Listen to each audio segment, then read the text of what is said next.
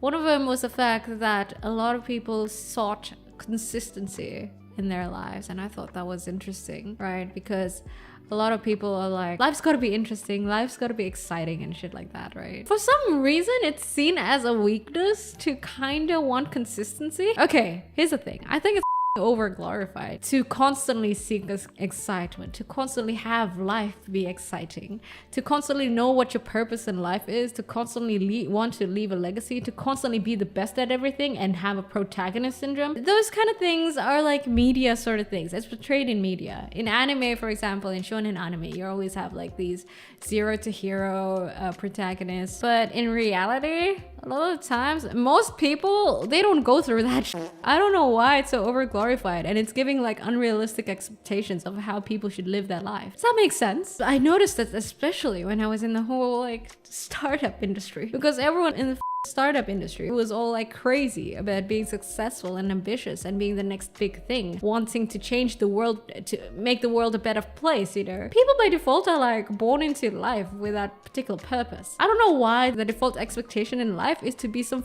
great protagonist who shall be remembered over the annals of history. It's too much. I was kind of put in that sort of expectations as well. It took me way too long to kind of get out of it. Getting paid low, getting low salary, living life slowly, being busy, being not busy, technically none of it matters. What matters is your satisfaction with life, or where you're at in life, or what you're doing, right? Look, there's this I don't know, maybe some of you guys have heard this. So there's a story, I think it has been retold many times before, where basically a Harvard guy, professor whatsoever, Harvard MBA guy goes to a village and he goes to meet a fisherman, and he's surprised by the quality of fish that the fisherman brings. And he goes, yo, why don't you make a business out of this? If you do this and that, you know, expand your distribution, you know, hire some employees with how you fish and stuff like that, you could eventually grow.